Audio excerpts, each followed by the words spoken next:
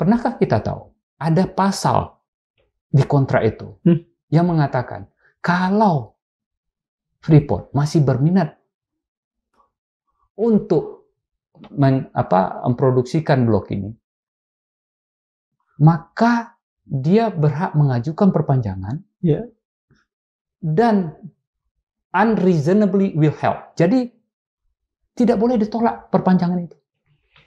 2 kali 10 tahun. Tahu nggak kita ini pasal ini?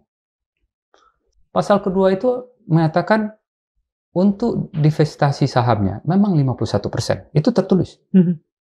Tapi di pasal lain disebutkan kalau ada peraturan yang meringankan di kemudian hari, maka Freeport akan ikut aturan yang meringankan. Artinya tidak 51% lagi. Siapa yang merubah itu? Negosiasi pertama dia bilang, mau nggak kita sudah comply 9%? Divestasi 51%? No way. Mau nggak dia mengembalikan ke divestasi saham 51%? Tidak mau. Dan mana saya bernegosiasi di awalnya. Itulah waktu saya 20 hari jadi menteri itu. Mohon maaf, saya agak susah juga membuka ini karena ini adalah proses yang tanyakan pada saat itu yang ikut terlibat penuh itu Pak Jonan, ya, Pak Budi Sadikin sebagai dirutnya Inalum waktu itu, Bu Ani, Bu Rini, tanyakan itu proses. Dan kita berhadapan dengan siapa? Di United States of America. Saya mungkin sekarang saya kalau boleh diizinkan untuk buka, ya. Setelah menang Pertamina 2018, delegasi Amerika sebagai peninjau datang dari Department of State. Departemen Dalam Negeri ya? Yes. Minta apa? Bilateral. Pertanyaan bilateral 2. Saya dengan tim dan mereka tanya apa? Kenapa Chevron kalah? Habis itu saya tanya, Anda punya tool, punya orang, terlihat dan tidak terlihat, yang bisa mengecek itu.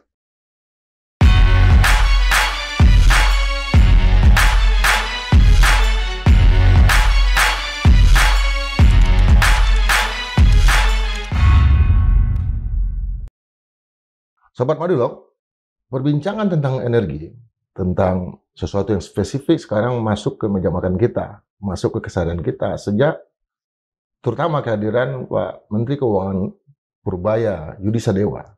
Kenapa? Karena beliau menjawab setiap persoalan yang ditanyakan. Termasuk membuka sesuatu yang belum diketahui oleh publik. Masalah kilang minyak juga menyangkut kedaulatan energi dan juga nanti lebih jauh lagi terkait dengan keamanan energi kita. Nah, untuk membahas persoalan energi ini, kita menghadirkan seorang yang memang ahli di bidangnya, alumni ITB dan alumni sebuah universitas di Amerika Serikat, udah Archandra Tahar PhD yang pernah menjadi Menteri SDM selama 25 hari, tapi kemudian juga menjadi Wakil Menteri SDM, wakilnya Pak Jonan. Selamat datang. Selamat datang, terima kasih. Dan hari ini saya berdua dengan Kang Darmawan Setiosa. Kenapa? Karena energi yang dihadirkan oleh Uda Archandra ini begitu kuat sehingga kami host hadir berdua. Saya Didu di dalam podcast episode sebelum ini mengatakan soal blok Rokan dan Freeport yang katanya tidak kembali ke Indonesia. Nah, kita mau konfirmasi ke Uda nih. Bagaimana ceritanya itu dah? Boleh nggak kita ini agak sensitif ya topiknya ya. Iya.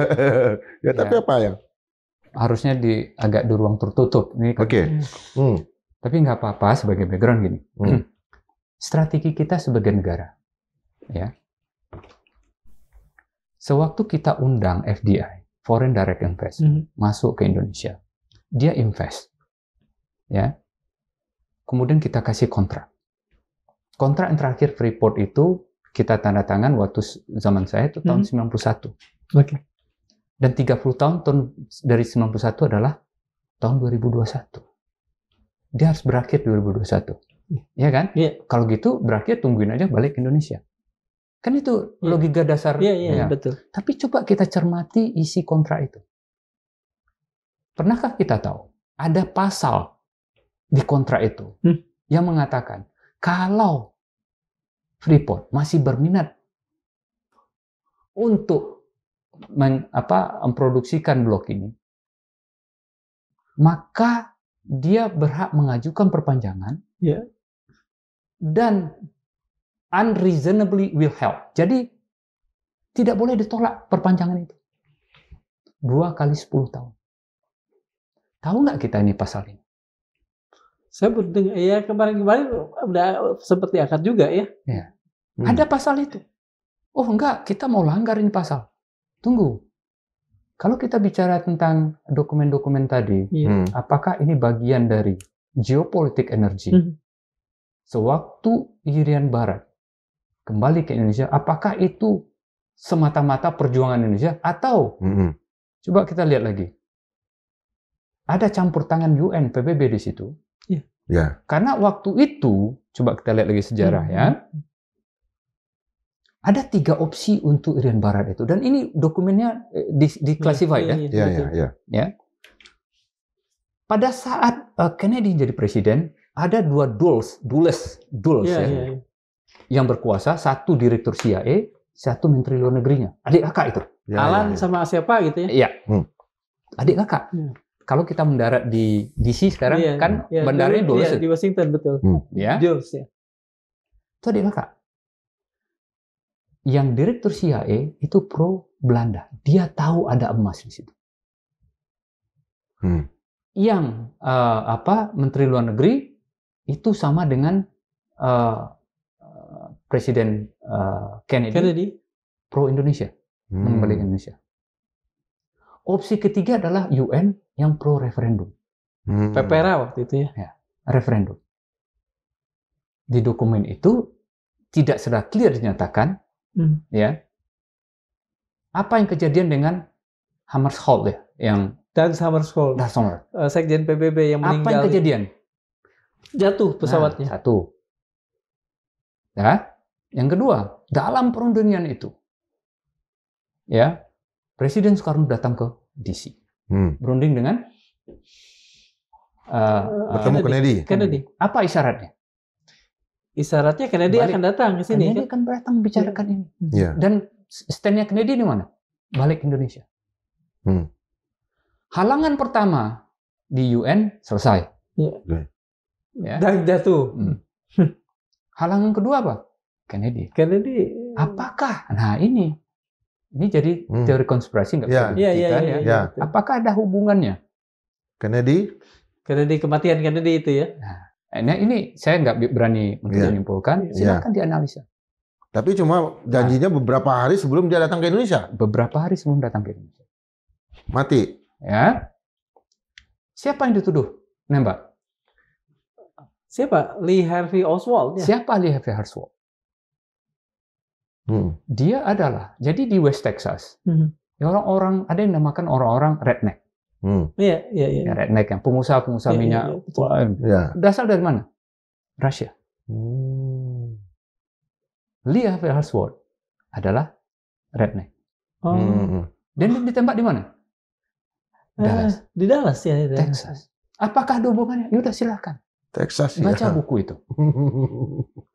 Di dokumen-dokumen yang di declassified itu apakah nggak eksplisit nggak? Dia kasih cerita ininya. Jadi semacam clue-clue saja gitu ya. Clue-clue saja. Ya makanya saya nggak berani juga menyimpulkan karena ini soal dia dengan ada konfrontasi dengan dengan negara bawah di selatan itu, Kuba dan lain-lain ya. Ada persoalan dengan CIA juga. Dan lain-lain banyaknya. Tapi kalau kita lihat garis benang merahnya, setelah Kennedy meninggal digantikan oleh Lyndon B. Jackson. Texan ya, seorang Texas. Dia komit. Kembalilah. Tuh. Tapi apakah ada hubungannya? Yang masuk itu adalah Freeport. Freeport itu perusahaan sulfur company, bukan mining company di awal. Iya. Perusahaan apa sulfur tuh ini ya? Apa Iya. namanya? Sulfur, perusahaan chemical. Iya. Nah, cerita mungkin panjang. Ya. Nah, kita harus mengerti dulu. Jadi, pasal itu mengatakan bahwa Kalau Freeport mau 2/10 itu tidak ada kemungkinan untuk ditolak tadi kan? unreasonably will help. Kapan dokumen ini dibuat? Apakah 91. 91 ya? Iya. Kalau 91 kan sebetulnya sudah cukup banyak diplomat-diplomat ahli negosiasi dan tidak mungkin mereka kekurangan pengetahuan dalam bahasa Inggris. Ya, Mengapa bisa terjadi? makanya waktu kita negosiasi, poin pertama dari Freeport apa? Ini pasal ini. Anda tidak bisa mengatakan terminasi. Apa poin keduanya? Ini saya apa terlalu dalam ya bahasanya ini? Enggak. Enggak ada masalah. Karena ini apa? Karena masalah kita waktu, tapi banyak silakan. Ada pasal kedua. Pasal kedua itu mengatakan untuk divestasi sahamnya memang 51%. Itu tertulis. Tapi di pasal lain disebutkan kalau ada peraturan yang meringankan di kemudian hari, maka Freeport akan ikut aturan yang meringankan. Artinya tidak 51% lagi. Tahun berapa kita mengeluarkan PP, peraturan pemerintah, yang membolehkan Tidak 51%. Tahun berapa?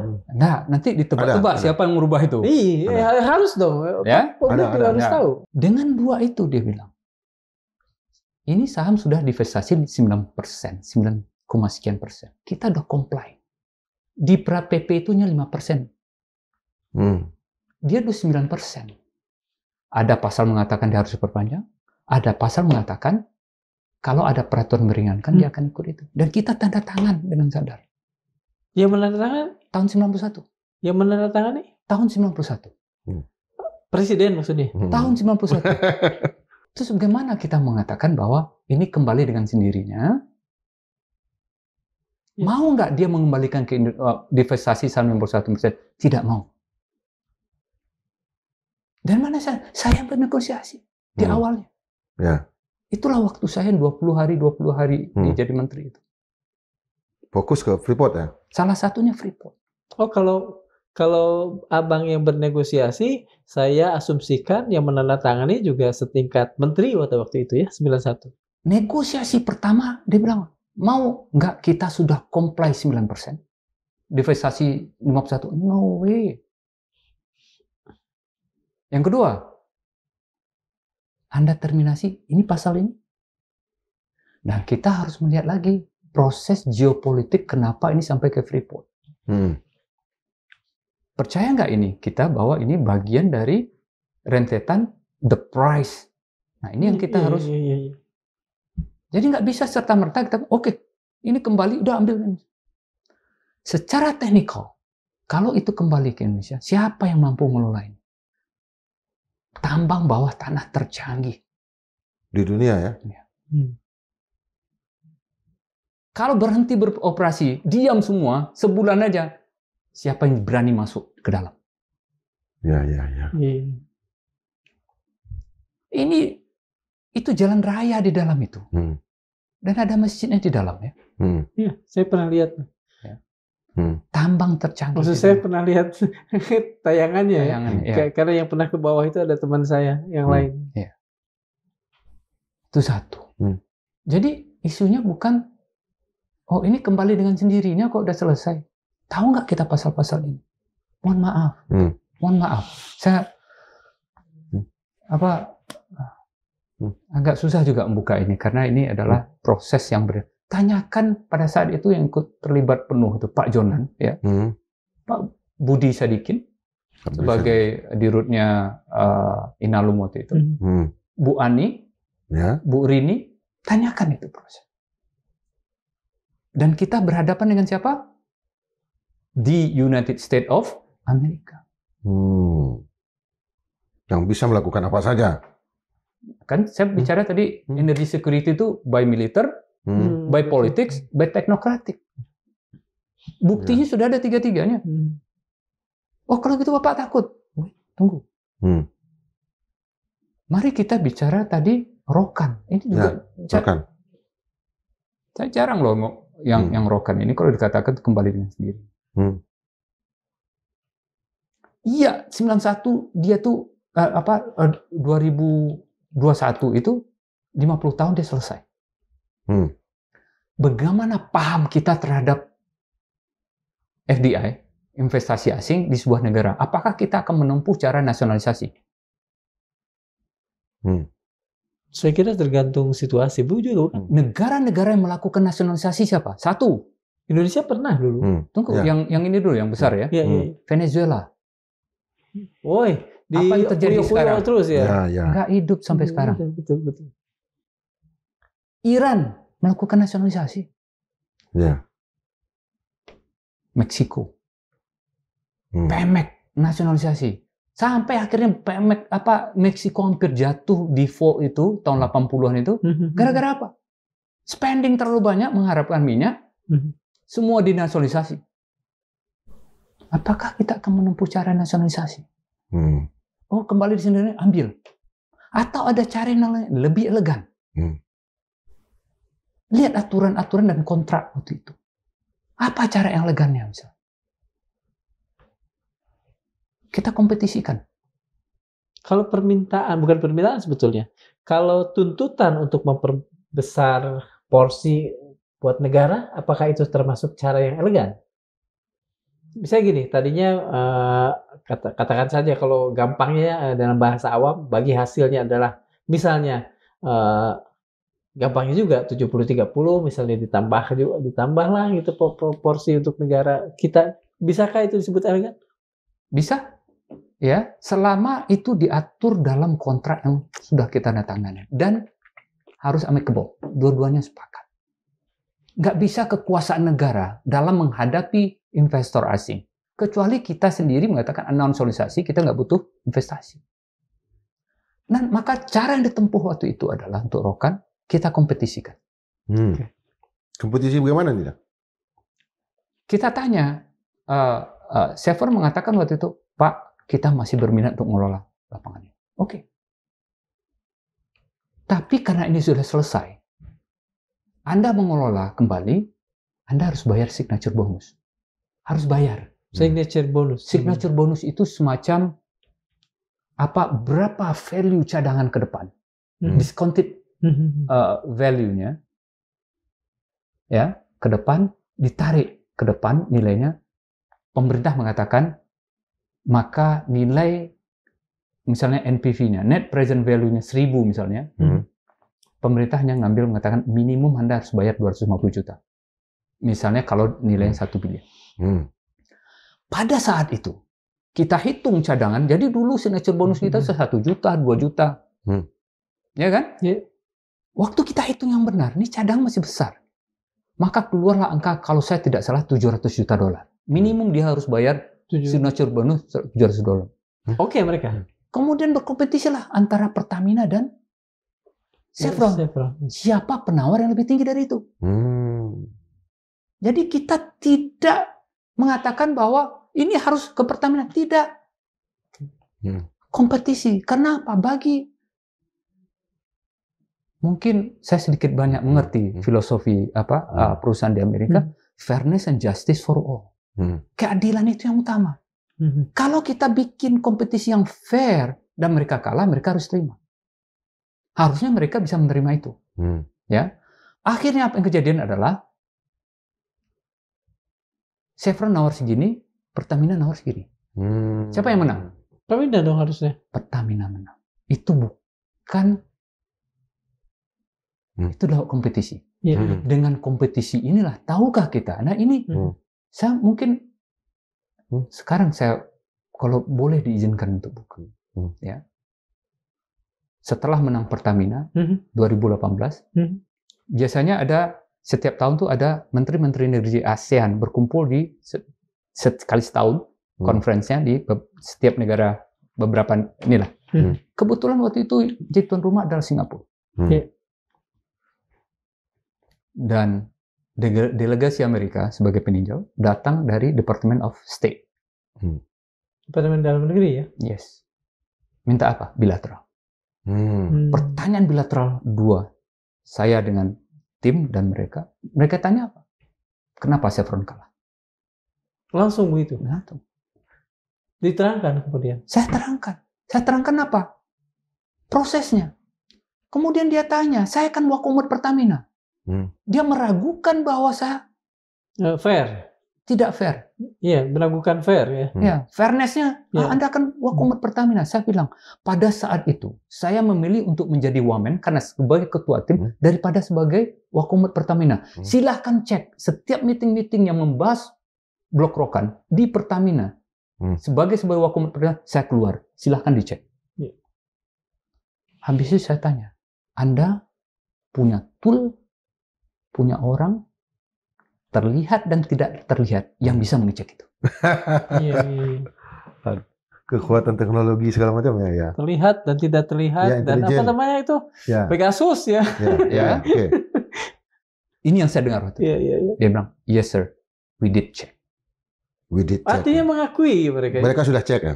Jadi kalau gitu, prosesnya yang saya katakan kalau Chevron nawar segini, Pertamina nawar segini, jika kamu berada di posisi saya, what should you do? Dia bilang, you're right. Udah, meeting selesai, saya bilang. Dan, apakah itu selesai? Tidak kelihatannya. Ministerial Meeting Energy ya, di Bangkok tahun 2019, datang lebih tinggi lagi. Dari orang state ini ya? Iya. Minta bilateral lagi. Dengan pertanyaan yang sama. Oh, berarti belum percaya sama yang pertama ya? Ya. Itu mengindikasikan bahwa mereka juga sebetulnya tidak mengutamakan fairness, bukan? Kan saya jawab. Tunjukkan ada sesuatu yang membuat proses ini tainted atau tidak fair. Tunjukkan. Anda kan punya tool. Maka selesailah proses itu. Sampai hari ini tuh balik ke Pertamina. Jadi, mohon maaf, saya jadi agak emosi membahas ini. Ya. Itu prosesnya. Kalau ditanyakan, Presiden tahu nggak? Meetingnya. Dalam proses-proses seperti ini, saya mungkin tahu tapi mungkin kurang mengerti juga. Menceritakan ini, kita jarang menceritakan ini. Kita lapor selesai, Pak. Iya, prosesnya itu tidak sampai sedetail itu ya. Nah, terus mohon kiranya saya kan nggak ada saya mohon saya nggak cerita. Mohon kiranya karena ini ada proses-proses yang nggak boleh diungkap ke publik. Ya. Karena ini proses di mana kita menghargai Chevron sebagai yang mendevelop lapangan Caltex yang begitu besarnya. Dan kita menghormati investasi. Disitulah kita belajar teknologi, kita butuh dana untuk mereka mendevelopnya dengan baik. Tapi caranya harus elegan. Tahukah kita bagaimana caranya waktu blok yang di Mahakam lepas ke total? Total. Itu prosesnya juga. Nah, itu udah selesai. Kita sampai ke rokan aja lah. Ini kan publik merasa terganggu ketika ada rencana untuk bensin etanol itu. Bahkan sudah mulai ada satu ATPM yang keberatan karena mereka mengatakan bahwa mesin mereka tidak didesain untuk bensin etanol atau bioetanol lah, katakan seperti itu. Bagaimana Abang melihat persoalan ini secara lebih holistik? Iya, terima kasih sudah mengundangnya. Kalau boleh framework berpikirnya itu adalah satu, apakah secara teknikal ini visible atau tidak? Ya, mencampurkan RON 92 atau gasolin ya, betul, dengan etanol. Secara teknikal nggak ada masalah. Ya, karena apa? Di Amerika misalnya, di pom bensin itu ditulis bahwa bensin ini atau gasolin ini mengandung sampai 10% dari etanol. Ya, nah, jadi intinya apa? secara teknikal nggak ada masalah. Oke. Ya. Tapi ada turunan masalah yang mungkin bisa terjadi, misalnya karena sifat etanol ini, ya, dia mungkin mengendap, ada korosif, ya. Oke. Mungkin di tangki bensin kita Betul. yang belum siap, Iya. ya, menerima etanol, apakah itu perlu diperbaiki? Mungkin iya. Ya. Tapi secara apakah ini sebuah kebaikan apa keburukan? Kalau kita bicara tentang dunia ke depan yang lebih mengutamakan renewable energy, dengan adanya etanol ini, ya, artinya kita berkontribusi, dunia berkontribusi mengurangi fossil fuel lewat etanol. Ya. Nah, apakah akan terjadi penurunan performance, ya, terhadap adanya etanol? Nah, ini kita bahas dulu performance-nya yang mana. Kalau itu menyangkut RON-nya, etanol ini punya RON yang lebih tinggi dari RON 92 misalnya. Punya apa namanya? RON, ya, ya, RON yang jadi bisa dia 98, 99 dicampur dengan 90 dia bisa menaikkan RON-nya. Tetapi dari segi heating value-nya, bahwa mungkin orang akan merasakan kok bisa ya agak tarikan atau mungkin ya. Nah, apakah itu hanya disebabkan oleh etanol? Belum tentu juga. Ya, mungkin tergantung dari purity dari base fuel kita. Betul. Yang sewaktu kita campurkan. Nah, jadi secara teknikal ini diterima oleh dunia. Ya. Secara komersial bagaimana? Ya. Biasanya seperti juga FAME di biodiesel kita, harganya lebih mahal daripada base fuel. Kalau kita mau dengan RON 92, karena harganya bisa lebih mahal dibandingkan base fuel, maka sewaktu kita campur etanol berarti akan ada, kalau ini menjadikan kompensasi bagi Pertamina bagi pemerintah kepada siapapun yang menyediakan etanol dan RON 92 ini, maka akan ada peningkatan kompensasi yang mungkin disediakan oleh pemerintah. Pertanyaan selanjutnya menyangkut juga komersial, apakah kita punya produksi etanol nggak dalam negeri? Nah, kalau di Brazil, iya, mereka punya etanol. Kenapa? Karena ada tebu di sana yang bisa di-convert menjadi etanol. Di Amerika gimana? Di Amerika sumbernya adalah corn. Corn itu jagung. Ya. Nah, kalau kita akan masuk ke berapa kan E5, etanol 5%, etanol 10%, kita mau pakai apa? Ya. Dulu saya pernah dengar waktu saya di kementerian dulu, tahun berapa ya, waktu zamannya Pak SBY mungkin ya, itu pernah diusahakan etanol dari singkong ya, di Lampung. Tapi akhirnya program itu sampai hari ini saya lihat belum nggak jalan ya, saya nggak tahu kenapa. Pada intinya secara komersial kita harus melihat bahwa akan ada cost tambahan kalau kita akan menggunakan etanol. Itu yang kedua. Yang ketiga, framework berpikirnya adalah secara politik. Is it politically acceptable? Apakah kita akan accept, ya, mengadopt strategi ke depan, ya, bahwa etanol ini bagian dari komitmen kita kepada dunia, seperti adanya sewaktu kita mandat untuk blending B30 atau B35 yang di diesel.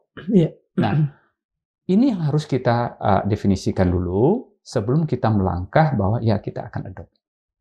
Tapi pada intinya memakai etanol itu adalah mungkin sebuah kebaikan dari sisi environment, ya, hijau.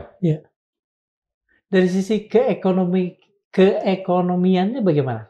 Dan hubungannya tentu saja kalau di Indonesia kan ada sesuatu yang sangat sensitif, harga di pasar. Kalau harga di pasar lebih tinggi, biasanya publik bergolak. Bagaimana?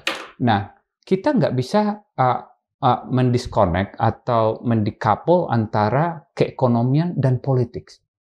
Ya. Makanya ketiga itu, is it politically acceptable? Artinya apa? Apakah pemerintahan itu menerima adanya risiko dari publik yang tidak menginginkan harga kalau nanti I10, I10 atau I5 ini lebih tinggi harganya. Tapi kalau pemerintah mengatakan kita berkomitmen untuk energi hijau, sehingga berapapun harganya kita akan terima. Jadi tiga-tiganya terpenuhi. Secara teknikal bagus, secara komersial akan lebih mahal, tapi secara politik itu akan kita terima. Nah, itu tergantung dari pemerintah bagaimana melihat strategi ke depan. Sebagai negara yang besar, apakah berkomitmen untuk menjadikan etanol sebagai bagian dari strategi kita untuk lebih hijau? Apakah etanolnya itu harus diproduksi dalam negeri? Atau misalnya, seperti kebiasaan kita yang sudah makin latah, mengimpor dari luar. Karena begini, karena kalau misalnya itu dibuat di dalam negeri, kita juga kan melihat keperluan-keperluan lain dari bahan yang digunakan. Jagung misalnya, mungkin akan lebih, kalau untuk ukuran Indonesia, dia akan lebih optimal kalau dipakai untuk hal-hal lain dibanding dijadikan bahan bakar. Begitu pula tebu misalnya. Kita pernah menjadi produsen gula nomor 2 di dunia setelah Kuba. Tapi sekarang kan kita sudah bukan siapa-siapa. Pertanyaan saya itu. Isu ini bukan hanya milik Indonesia. Di seluruh dunia, ya, perebutan sumber daya alam, apakah akan digunakan untuk kebutuhan pangan, atau akan digunakan untuk kebutuhan energi? Di dunia sama. Ya. Tapi Brazil itu punya keunikan tersendiri. Memang daerahnya itu cocok untuk tebu dan banyak sekali, ya. Sehingga nggak jadi masalah di sana. Di Amerika, ya, sewaktu corn dijadikan etanol juga masalah. Ini corn ini buat makanan ternak atau makanan manusia atau kita jadikan energi. Maka sampai hari ini di Amerika tuh I10, I10. Apakah dia akan berlanjut dengan I15? 15%, 15% etanol, ya. Karena ini akan berebut nanti antara kebutuhan manusia, atau kebutuhan ternak dan kebutuhan energi. Mobil. Nah, bagaimana di Indonesia? Apakah kita, ya, punya produksi etanol, ya? Dan etanol kalau kita mau bicara tentang kearifan lokal kita, karena kenapa jagung di Amerika? Memang kearifan lokal jagung bagus di sana, bukan tebu, ya. Di Brazil memang tebu. Apa kita apa? Singkong kah atau yang lain kah? Nah, ini perlu kita define sebelum kita bicara bahwa kita komitmen segini. Jangan sampai, ya, sewaktu kita punya komitmen itu ternyata kita nanti mengandalkan impor. Yang paling mungkin apa ada selain tebu, jagung, singkong. Dulu pernah juga disebut minyak jarak. Apa yang paling mungkin di Indonesia? Mungkin singkong, ya, karena tanah kita itu sangat cocok dengan singkong, ya, nggak perlu perawatan dan lain-lain.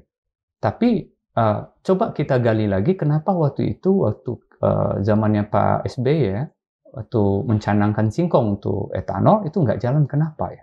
Waktu itu saya belum di Indonesia, jadi nggak paham apa yang kejadian.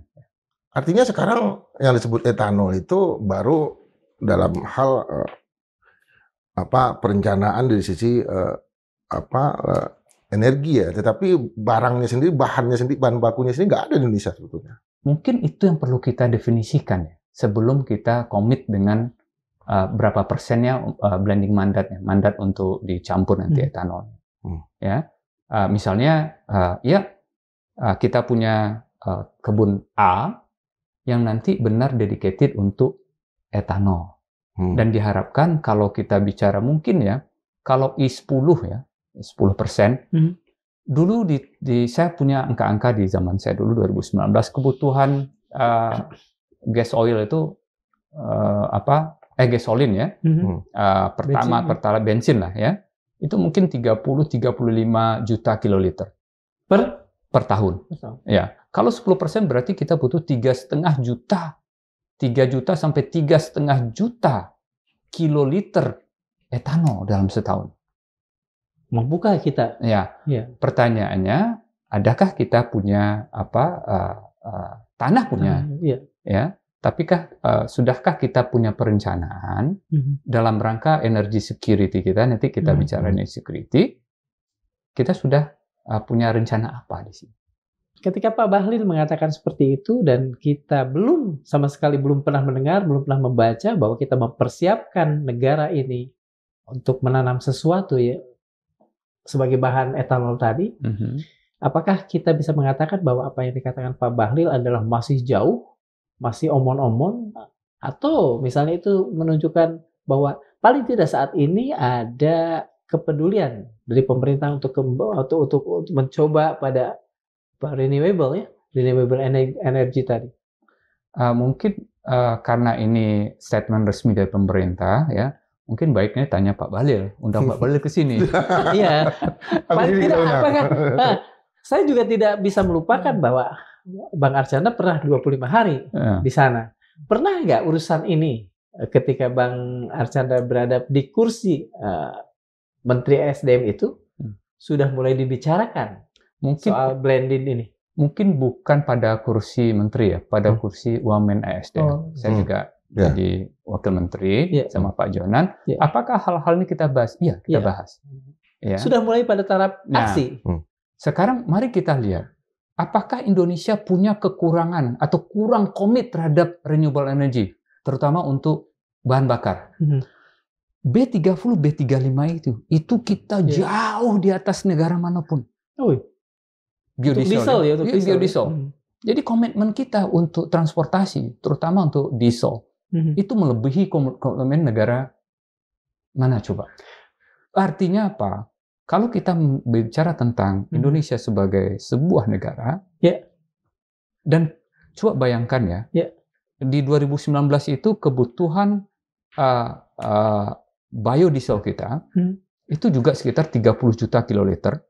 Nah, yang B30 itu sekitar 9 juta kiloliter itu dari FAME. Dari mana? Dari kelapa sawit. Kalau dihitung komitmen kita untuk transportasi, silahkan diuji. Komitmen kita untuk renewable energy tadi begitu tinggi, terutama untuk urusan transportasi. Di diesel tadi ya? Diesel. Ya. Itu ditunjukkan dari apa? Apakah dari produk biodiesel yang mungkin tertinggi di antara negara yang lain, atau misalnya justru dalam kekurangan, justru dalam keterbatasan, kita memberikan porsi yang berlebih untuk mengadakan biodiesel itu? Atau gimana itu ukurannya? Strateginya, waktu zaman saya strateginya adalah, kalau kita ingin mengurangi impor diesel. Nah, mari kita lihat dulu kekuatan dari Pertamina. Berapa kekuatan kilang Pertamina memproduksi diesel waktu itu? Angka-angka ballpark-nya, ya, kalau kebutuhan kita 30 juta kiloliter pada saat itu. Sementara kilang Pertamina mampu menghasilkan diesel sekitar 20-21 juta kiloliter. Maka ada 9 juta, 9, 8, atau 10 yang impor kita.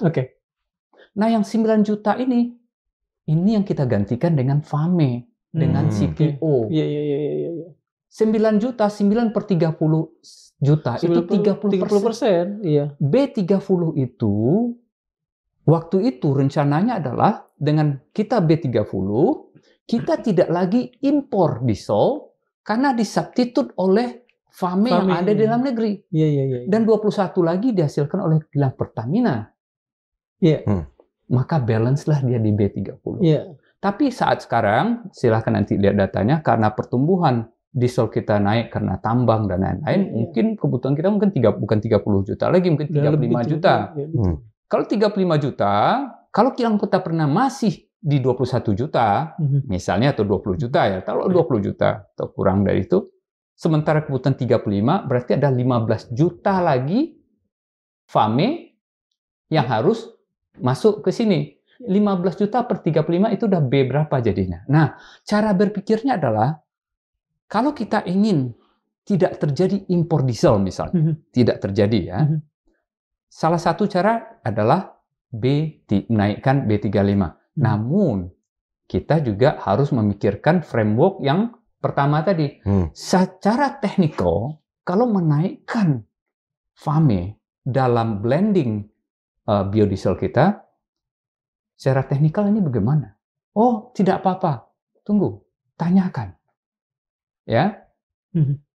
Kemudian secara komersial bagaimana? Harga FAME itu lebih tinggi daripada diesel dari fosil.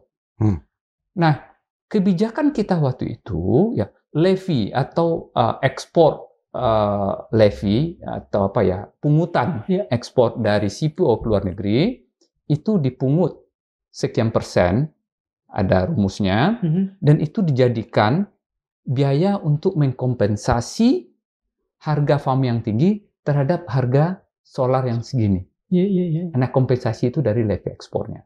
Pertanyaannya, seberapa kuat ya kita punya uang untuk mensupport perbedaan harga tadi? Jangan sampai levy yang kita tarik dari ekspor tidak mampu lagi membalance kekurangan biaya dari farming terhadap Dengan diesel tadi. Nah, jadi harus kita pikirkan juga apakah B40, B50 seberapa kuat Iya. fiskal kita untuk menopang terjadinya equilibrium. Oke.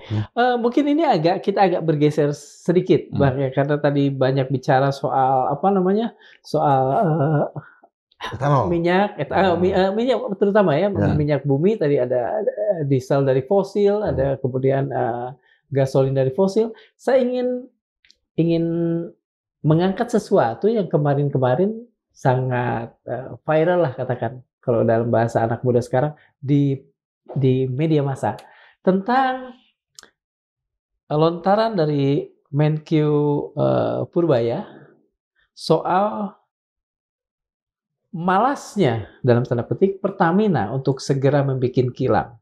Mereka dikatakan saja dibebani keharusan untuk membuat kilang sejak jauh-jauh hari, bertahun lalu, tapi sampai saat ini Pak Purbaya mengatakan belum ada penambahan. Apakah sebagai orang yang pernah dan sampai saat ini bergelut di bidang energi, benarkah pernyataan Pak Purbaya ini? Atau ada hal-hal lain yang membuat Pertamina mungkin sedikit berhitung tentang pembangunan kilang ini? Mungkin kita balik ke memori waktu saya sama Pak Jonan di kementerian. Ya. Program kilang, membangun kilang, itu sudah ada sejak zaman Pak Jokowi yang pertama. Ya. Ada program namanya RDMP ini revamping, memperbaiki, menambah kapasitas. Ada yang grassroots, yang baru. Ya.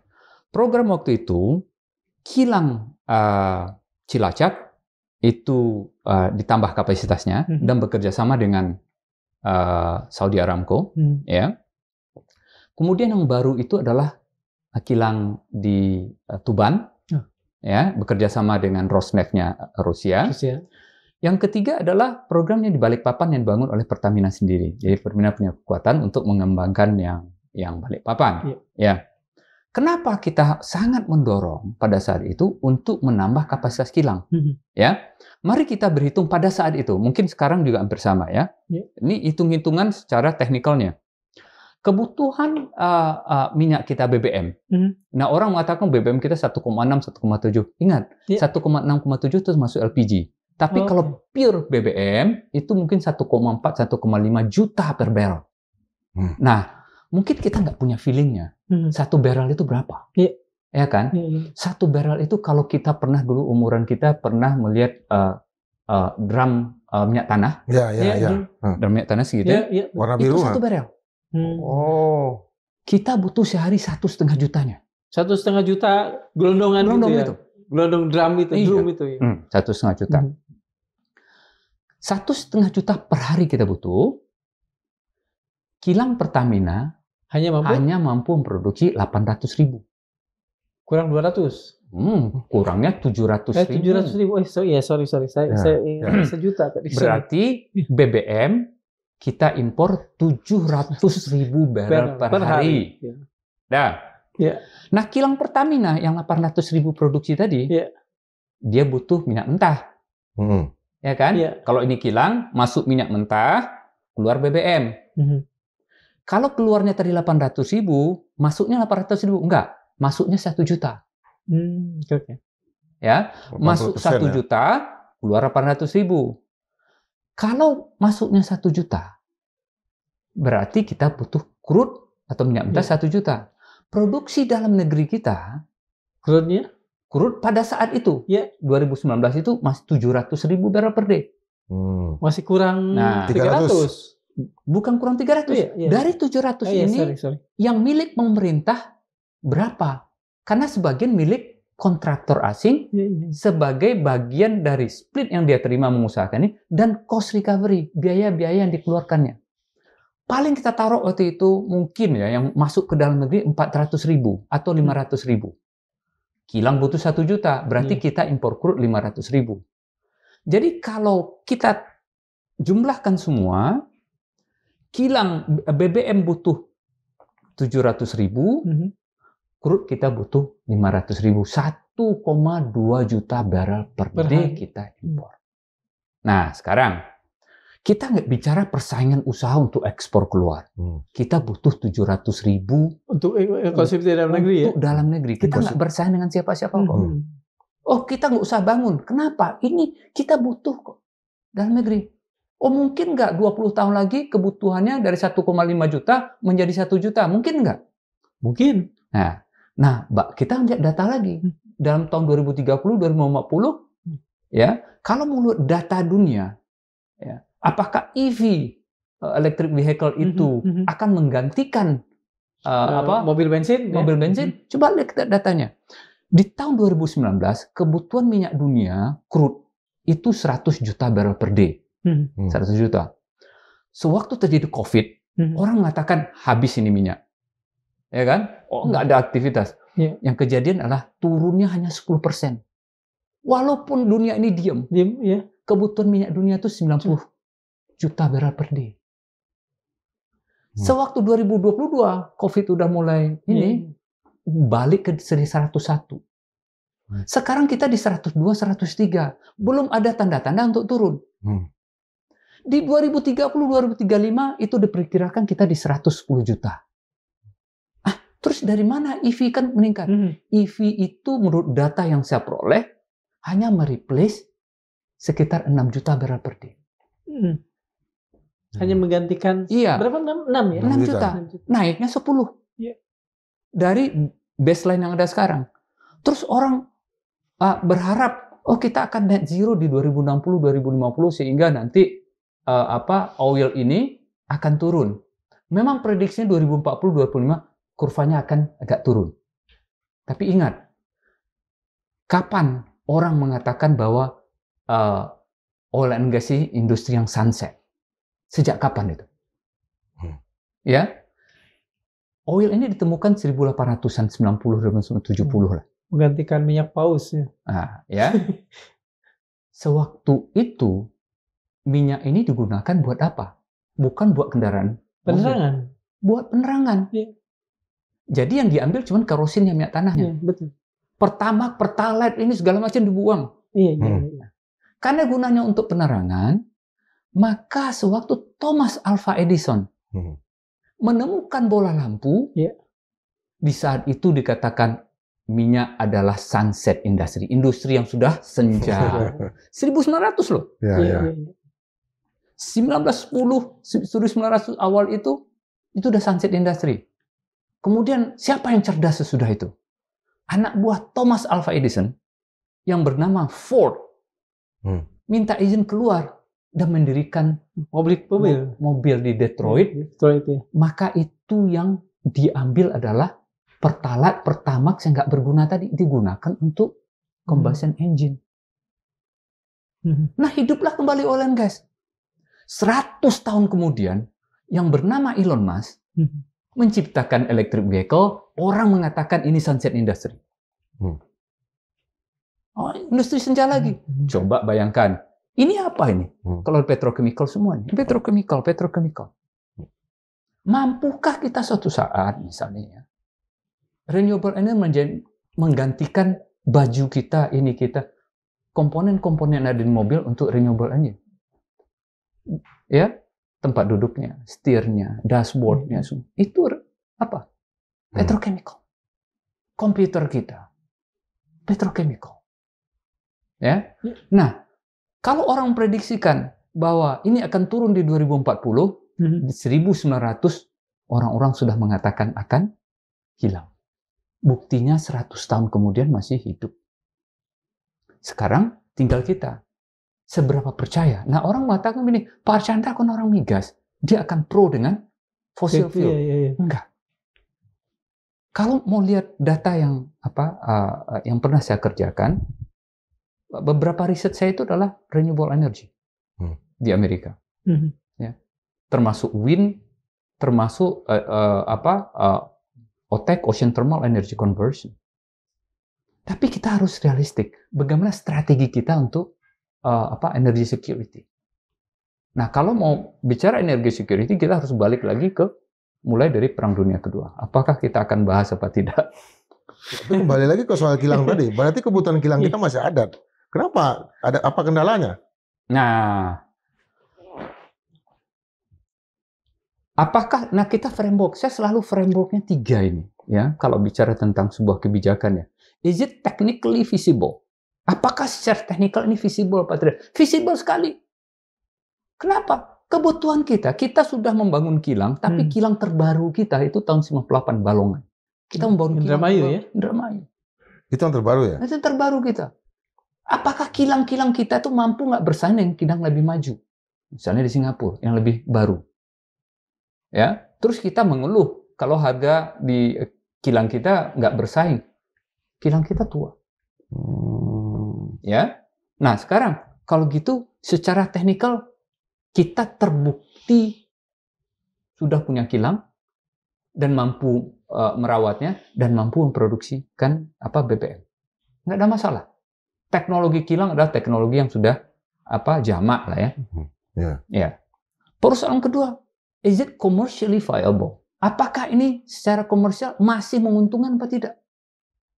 Coba bayangkan, mana yang lebih murah? Membikin minyak sendiri, BBM sendiri, kilang sendiri, atau impor? Saya tanya. Oh, kita berdebat nanti. Benar, kita berdebat. Tergantung crude-nya dari mana, performa kilangnya seperti apa. Tetapi secara garis besar, cracking kilang atau ongkos jahit kilang itu, kalau harga 70-80 sekitar 10% dari harga crude. Kalau harga crude 70, ongkos jahitnya sekitar $7-8. Ya, masih punya keuntungan kita. Kalau dikerjakan dengan benar, dia masih punya keuntungan. Dan yang kita supply adalah bukan untuk ekspor.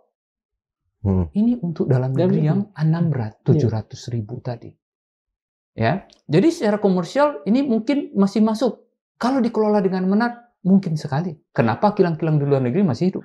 Apakah kemalasan untuk membuat kilang itu juga disebabkan karena misalnya, apalagi tahun-tahun terakhir, Iran di blokade sehingga dia selalu menjual minyak dengan murah meskipun di pasar gelap. Kemudian dengar-dengar Rusia juga menjual minyak di pasar gelap. Apakah kemudian karena ada pasar itu, maka kita lebih mengambil peluang itu dibanding dengan membangun kilang sendiri? Nah, secara ekonomis. Teori-teori seperti ini kita nggak bisa buktikan. Ya. Kenapa? Nah, apakah terjadi transshipment, ya, kapal to kapal yang diputihkan dari negara-negara yang tidak eligible untuk menjual minyak, ya, karena sanksi dan lain-lain? Apakah itu mungkin terjadi? Mungkin saja. Ya. Tapi sebagai negara, untuk ketahanan energi kita, apakah kita akan mengandalkan hal seperti itu? Atau lebih kepada basic bahwa kita mampu untuk memenuhi kebutuhan kita dalam negeri. Kita bicara impor apa tidak? Energy security itu bicara tentang apa? Security of supply. Oh, itu ada harga minyak murah. Kita bisa beli dan lain-lain. Kontinuitasnya nggak jelas juga kan? Nah, apakah itu akan kita lakukan? Makanya yang ketiga itu adalah, is it politically acceptable? Apakah secara politik acceptable? Kita akan terima nggak? Atau kita lebih masuk kepada basicnya, bahwa kita akan bangun kilang, lebih accountable, ya, dan kita tidak bergantung dari impor. Nah, kalau kita bicara dari impor, maka kita masuk ke teori bagaimana negara di dunia ini memenuhi kebutuhan dalam negerinya. Dan kita bicara subjek di energy security dunia. Nah, kalau kita bicara energy security dunia, pertanyaan yang ini pernah saya bahas di tempat mana saya lupa ya. Coba sewaktu Jerman berperang dalam dunia perang dunia kedua, dari mana dia dapat minyak? Dari mana? Dari mana dia dapat minyak? Sementara semua negara tetangganya diserang. Iya. Dari mana? Dari mana? Ya. Nah, kalau kita bicara sejarah, ya. Nazi mengatakan bahwa energy security sebelum dia pergi perang, minyaknya harus ada dulu. Iya. Ya kan? Iya. Produksi minyak waktu itu terbesar cuma 2. Satu Baku Azerbaijan, satu lagi Amerika lewat Standard Oil dan lain-lain. Okay. Ya. Nah, Jerman waktu itu dapat minyak sedikit-sedikit dari yang dikit-dikit lah dari Afrika dan lain-lain. Tapi yang menjadi tonggak sejarah, Nazi mengatakan Perang Dunia Kedua itu adalah dia punya batu bara yang besar. Jadi kalau menyangkut energy security, ini namanya energy security by military approach. Dengan approach militer. Negara di Eropa yang punya cadangan batu bara terbesar waktu itu 3 negara. Inggris, Jerman, Polandia. Nah, Jerman melakukan research di dalam negeri yang tidak pernah dilakukan oleh orang lain, mengkonversi batu bara menjadi synthetic oil. Atau kita yang ribut-ribut sekarang itu batu bara DME. Itu sejenis itu. Prosesnya. Sewaktu tahun 1030-an, 1930-an, dia temukan teknologi itu dan dia bikin pabriknya di Jerman dan menghasilkan synthetic oil. Negara pertama yang diserang yang mana? Coba. Polandia. Kenapa Polandia? Karena punya batu bara. Ya. Itulah yang dinamakan dengan energy security by militer. Nah, setelah itu kapan dia kalah? 45. Sewaktu Amerika masuk, supply synthetic oil sudah tidak mampu lagi karena dia kemana-mana. Kan iya, betul. Sementara sekutu mendapat bantuan minyak dari mana? Amerika. Disitulah kunci. Kalau orang energi dengan kata lain, perang itu dimenangkan oleh mereka yang punya energi. Kalau tidak, gimana pesawatnya mau? Gimana kapalnya? Gimana tanknya? Gimana mobilisasi tentara? Mau jalan kaki? Ya? Pertanyaan kedua, kita bicara energy security lagi. Kenapa Jepang tiba-tiba nyerang Pearl Harbor? Amerika tuh nggak mau ikut perang. Dia tenang-tenang kok. Nah, yang kita juga orang energi melihat geopolitik energi pada saat itu, 80% kebutuhan industri Jepang, mobil dia, kebutuhan perang dia, pesawat dan lain-lain dia sangat maju, 80% dari Amerika.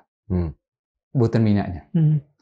Sewaktu Jepang agak genit sedikit, nyerang ke Cina, ke Korea, ke Cina. Nanjing ya? Betul. Amerika bilang apa? Jangan. Dia terusin ke bawah, dia embargo. Dia embargo itu kalau nggak salah November 41. Desember 41, diserang Pearl Harbor. Sewaktu dia di embargo, tidak ada minyak lagi, maka Jepang menyerang Pearl Harbor. Masuklah Amerika, Perang Dunia Kedua. Kenapa minyak lagi? Sekarang saya tanya, setelah itu kemana Jepang cari minyak? Kan nggak ada lagi dari Amerika. Ke Indonesia kali ya? Jadi, coba kita lihat pergerakan Jepang ke bawah. Dia longkap itu Filipina, Taiwan, dia longkap. Kemana? Ada 5 tempat Indonesia yang sudah memproduksi minyak. Cepu, Balikpapan, Prabu Muli mungkin ya? Pelaju Sungai Gerong. Yang di Belawan itu, yang Sumatera Utara lah. Satu lagi Kepala Burung. Kalau kita sekarang ke Kepala Burung, Irian Jaya. Dan Papua. Itu kalau kita mau ke BP, kita harus ke Sorong, landed di Sorong, kemudian naik pesawat kecil ke namanya Dabo atau Babo, Babo. Disitulah produksi minyak yang tanpa refinery bisa digunakan untuk kapal, tanpa refinery. Itu berarti Luar bagus. biasa ya. Bagus sekali minyak di situ. Dan coba buktikan sekarang berapa banyak bunker-bunkernya Jepang. Jepang di daerah situ. Di sekitar Karena Morotai. mengamankan itu. Minyak itu. Minyak itulah menjadi tulang punggungnya Jepang dalam Perang Dunia Kedua. Iya. Nah, coba kita lihat kapan Jepang kalah? Oh, Jepang kalah karena Hiroshima Nagasaki. Hiroshima Nagasaki, ya. Oppenheimer menemukan itu. Itu gongnya.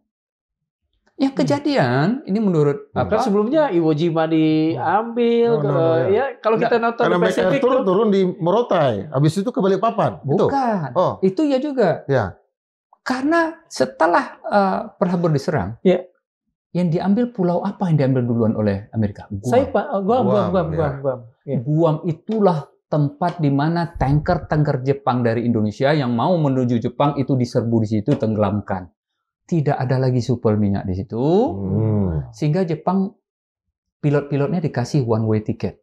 BBM-nya kamikaze. Iya. Nah, moralnya sudah runtuh, ya, itulah bom atom masuk.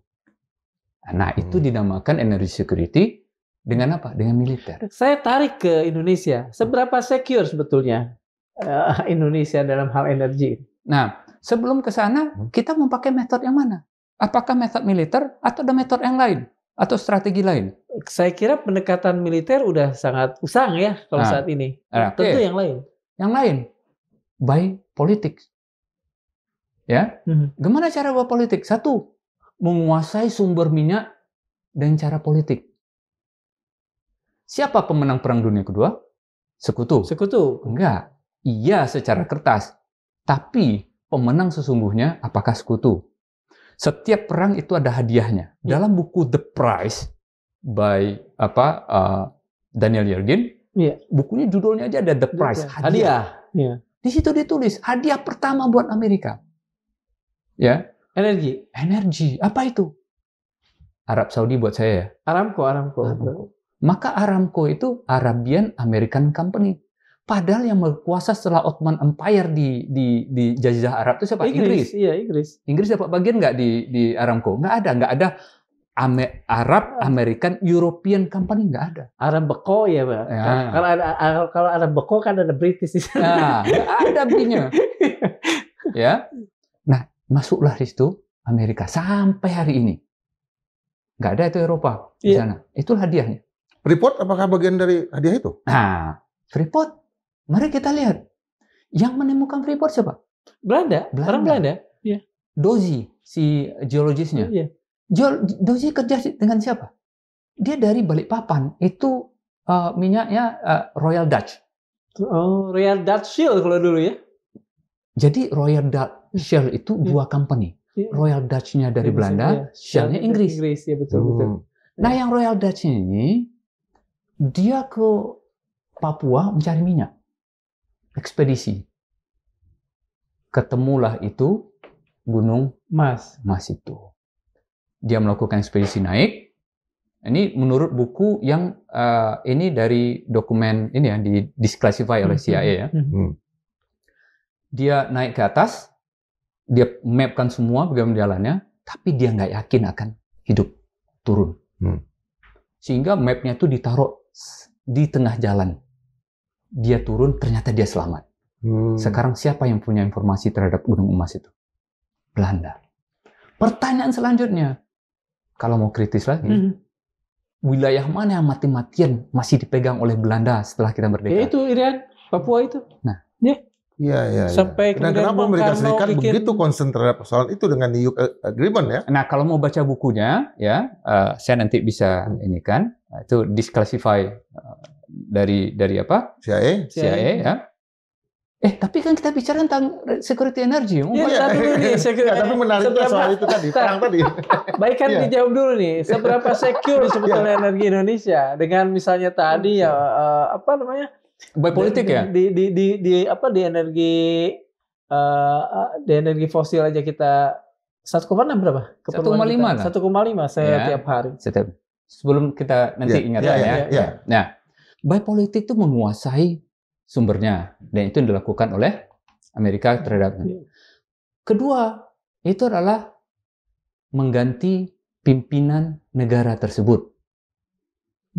Itu bagian dari energy security. Silakan punya. Kalau misalnya tadi disebutkan bahwa dengan mengganti kepala pemerintahan atau katakan saja yang memerintah di negara tersebut, artinya Bung Karno juga kan ada tuh dokumen CIA, berarti betul Amerika berkepentingan mengganti Soekarno saat itu.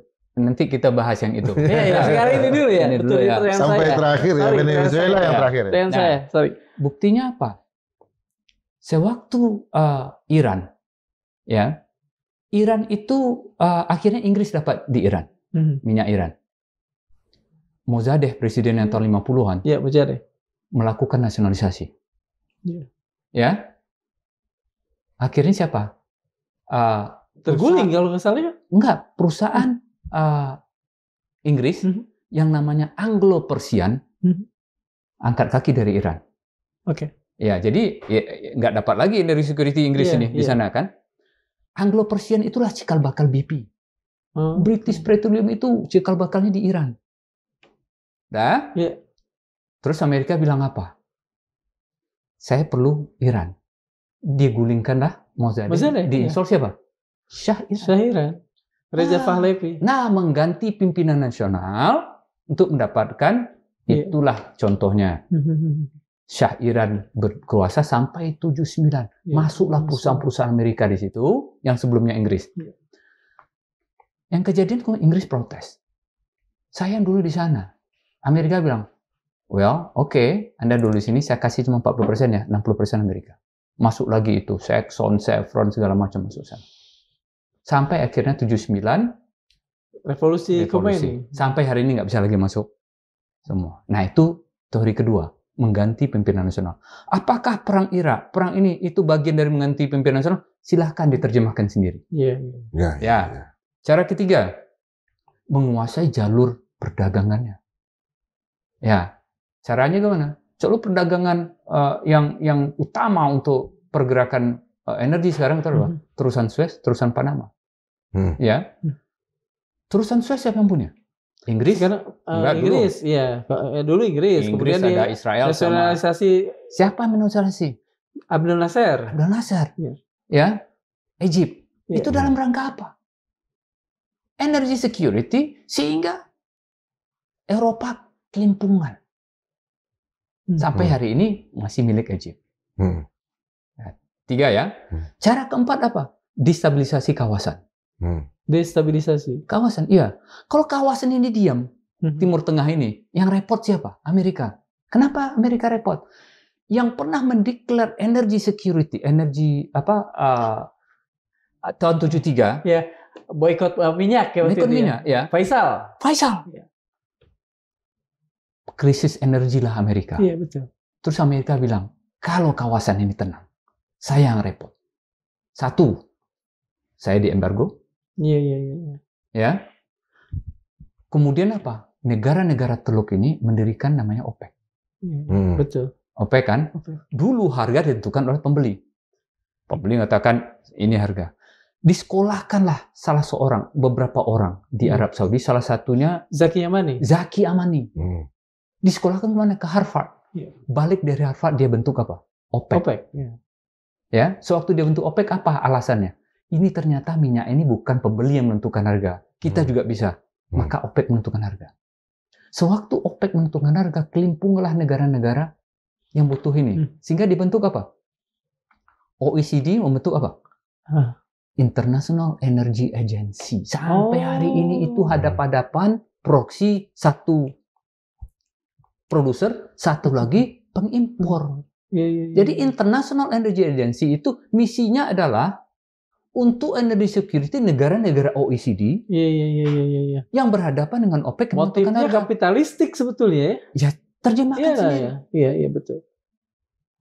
Oke. Ya? Iya. Ada 4, itu politik. Iya. Cara ketiga, teknokratik. Jepang punya minyak? Enggak. Yang sekarang ya? Iya. Korea punya minyak? Enggak. Ya sudah, saya nggak mau perang, saya nggak mau politik. Saya beli minyak di sana, masuk PI memiliki 10%, masuk ke Australia 50%, masuk lapang minyak mana, ya udah. minyaknya saya ambil masuk ke Jepang. Saya nggak mau duit, tapi saya mau volume minyak. Dia invest di Gulf Mexico, dia invest di Brazil. Itu cara teknokratik. Kalau kita sudah tahu ini, ya, tinggal memilih. Ya? Tinggal memilih. Yang paling mungkin Indonesia apa? Karena kan sebetulnya mungkin cara terakhir teknokratik itu bisa dilakukan. Tetapi kita pun kan memiliki potensi-potensi yang disebut banyak orang masih belum ditemukan lah, masih apa, bahkan ada temuan-temuan baru. Negara yang punya produksi terbesar di dunia di mana? Sekarang? Laut Utara, bukan? Amerika ya. Oh, yang dari apa? Shell oil. Shell oil, betul.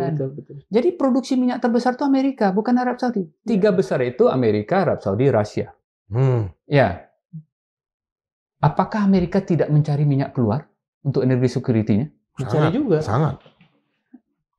Yang negara tetangga kita dekat. Malaysia. Mana lebih besar produksi dalam negeri atau luar negeri dia? Luar negeri ya. Petronas itu luar ya. Luar negeri. Jadi energi security itu bukan semata-mata kita punya potensi ini. Oke. Iya. Ya. Keaman yang kita perlukan adalah volume itu berasal dari mana? Produksi kita sejak tahun 2000-an kita sebagai 2003 2004 sebagai pengimpor bukan pengekspor lagi, dan itu turun terus. Ya. Artinya apa? Apakah ada tanda-tanda ini akan naik? Nah, ini menjadi PR kita semua. Masalahnya ada di mana? Mungkin subjek untuk kita bahas. Ya, mungkin yang lain. Selain kita bicara energi security betul. Selain minyak apa ada? Kan batu bara, ada macam-macam yang lain ada. Kan energi ini banyak. Nah, gini. Kalau gitu kita banyak batu bara. Kenapa nggak kita tempuh caranya Jerman? Ya. Nah, mari kita lihat. Jerman, energy security Jerman itu dia tidak punya minyak. Maka dia bikin teknologi coal to liquid itu dalam rangka apa? Ofensif. Untuk menyerang. Karena nggak ada sumber lain. Dan dia sangat mahal. Ya, jadi itu adalah bagian terakhir strategi. Kalau kita nggak punya apa-apa lagi, ya udah gunakan batu bara untuk jadiin minyak, jadiin sintetik. Ya. Itu filosofi zamannya Nazi ya. Siapa yang pernah melakukan itu lagi? Ada. Maka teknologi itu juga berkembang di mana? Di Afrika Selatan.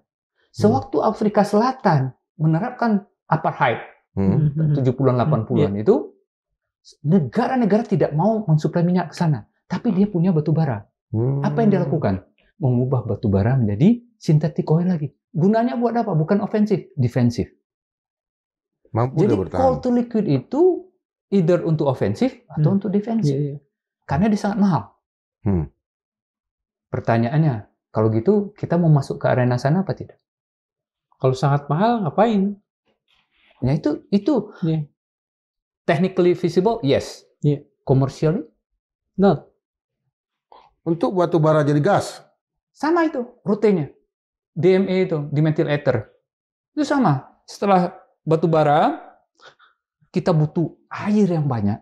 Kita injekkan menjadi CO, karbon monoksida tambah hidrogen. Itu dinamakan syngas. Dari syngas itu bisa turun jadi synthetic oil, bisa menjadi LPG sintetik dan lain-lain. Sebentar, kalau ini adalah satu proses yang mahal, mengapa kemudian gasifikasi batu bara ini selalu bagi kami yang awam, kedengarannya seolah sedang dikampanyekan.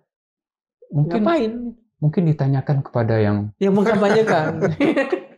Yang saya tahu itu. Iya. Nah, ini cerita tentang mahal dan lama. Jadi kan kita berpikir begini, mahal.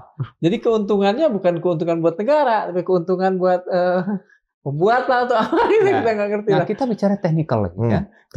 Teknikal ya. Oke. Batu bara, rantai karbon ya. Ya, betul. Dia memerlukan H2O, air. Airnya ini nggak bisa disikluskan. Seberapa banyak DME yang dihasilkan, airnya lebih banyak lagi yang dibutuhkan setiap saat. Oke.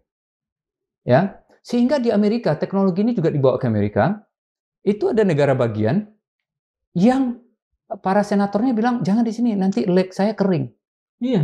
Karena membutuhkan H2O, air yang selalu terus-menerus untuk mendapatkan hidrogennya itu. CO tambah hidrogen. Ya. Nah, kalau kita akan bikin ini, pernah nggak kita assess kebutuhan airnya dari mana? Dan berapa besar? Ini technical. Karena danau-danau akan mengering ya. Kalau kita menggunakan air danau, berapa banyak DME yang mau kita hasilkan? Lebih banyak lagi air yang dibutuhkan dari. Ketika itu seolah dikampanyekan, apakah sang pengkampanye itu memahami persoalan ini atau tidak? Saya nggak tahu. Karena bagaimanapun kan tentu harus ada survei tempat dan ketika tadi ditanyakan oleh Bang Ansana ke kami, ya kami belum sedikit pun belum terpikir tempatnya yang menghasilkan banyak air dan lain sebagainya untuk menghasilkan gas dari batu bara itu. Itu yang secara teknikal seperti itu. Ya. Belum lagi secara komersial, berapa lebih mahalnya? Belum lagi bahwa lebih mahal ya. Gas dari batu bara, DME dari batu bara lebih mahal daripada gas fosil dari minyak. Yang 3 kg ini. Ya. Oh. Bukan gas 3 kg, kalau itu kan LPG. Oke. Iya, pengganti LPG. Pengganti LPG ya. Benar. DME itu pengganti LPG. Lebih mahal lagi ya. Kira-kira berapa kali? Nah, kalau gitu kita agak susah untuk menjawabnya. Kenapa? Harga LPG dunia itu berfluktuasi. Kapan kita mengukurnya? Hari ini segini, besok segini, besok segini. DME juga sama. Ambillah ini harga pasaran yang saya terima. Kebetulan alhamdulillah saya tidak memakai ini kan ikut pemerintah lah. Jangan memakai gas subsidi. Iya, gas subsidi. Itu ya sekitar 220 tuh satu 12 kilo. 12 kilo ya. Nah, kira-kira DME berapa ya? 3 kali, 4 kali? Enggak. Mungkin ya 20-30% lebih mahal. Oke. Iya. Nah, pertanyaannya sekarang ya, kalau kita akan yaudah kita subjek yang lain kalau mau bahas itu atau bahas kalau misalnya kita bicara soal renewable energy tadi, DME tidak masuk, agak mahal lah ya, itu mahal. Pertanyaannya jadi itu batu bara itu renewable nggak? Tidak. Gini, kalau yang renewable atau katakan saja kalaupun kita tidak bicara soal energi terbarukan, energi mana yang, karena gini, ketika kita bicara soal energi terbarukan kan jumlahnya juga kadang-kadang terbatas. Katakan saja kita inikan semua dengan energi baik terbarukan atau tidak yang bisa menggantikan energi fosil apa? Nah, selain ini ya, selain gas tentu saja yang banyak di kita. Jadi kalau menurut hemat saya, kalau kita mau bikin strategi, pengganti energi fosil itu dasarnya adalah local wisdom, kearifan lokal. Misal, kalau kita bicara tentang matahari, solar PV, itu yang banyak di mana? Yang lebih bagus? Di gurun. Iya. Di gurun. Ya. Kalau kita bicara angin, yang banyak di mana? Di pegunungan. Bukan. Di Eropa. Oh iya. Amerika Utara. Yang kincir-kincir besar itu ya. Ya. Kalau Indonesia maksud saya. Ada nggak? Ada, tapi terbatas. Misalnya ya, capacity factor ya. Jadi berapa efisien capacity factor lah ya, yang bisa ditangkap matahari itu dalam sehari itu, kita tuh mungkin 18%. Dikit ya. Di Arab mungkin di atas 24%. Ya di gurun. Situ kita udah kalah. Ya kan? Angin juga.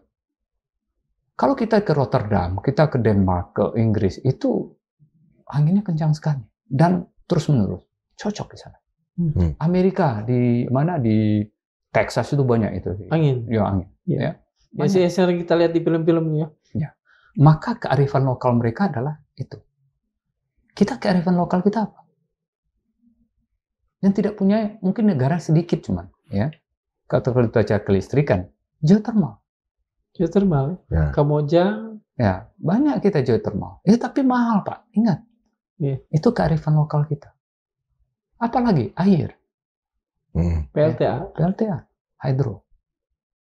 Oh iya, hydro betul. Ya, maka strategi untuk beralihnya kita ke renewable energy itu harus mengikuti apa yang kita punya dan kita tidak impor.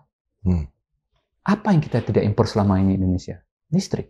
Iya. Tapi apakah listrik bisa menyelesaikan semua hal? Tidak. ya baju kita apa otomotif untuk petrokimia nggak bisa diselesaikan dengan listrik. Artinya apa? Fossil fuel tetap harus jalan. Sobat Madilog, kami tidak bisa dengan pasti merumuskan judul apa yang kami bicarakan. Dan itu kalau menurut kami adalah bentuk kerendah hatian kami, kepercayaan kami bahwa apa yang tadi kami bicarakan bisa dengan tepat, dengan pasti diinterpretasi oleh sobat-sobat Madilog di rumah. Kita sangat berterima kasih atas kehadiran. Saya menyebutnya Abang, Kang Indra menyebutnya Uda, Bang Archandra Trahar untuk berkenan bicara di sini. Dan barangkali dengan perkenan beliau pula, pada saatnya nanti kita akan mencoba untuk menggali lebih dalam banyak persoalan yang berhubungan dengan energi ini. Karena apa yang kita bicarakan hari ini masih sangat-sangat jauh dari selesai. Terima kasih sudah memirsa. Assalamualaikum warahmatullahi wabarakatuh. Waalaikumsalam. Terima kasih. Terima kasih. Sama-sama.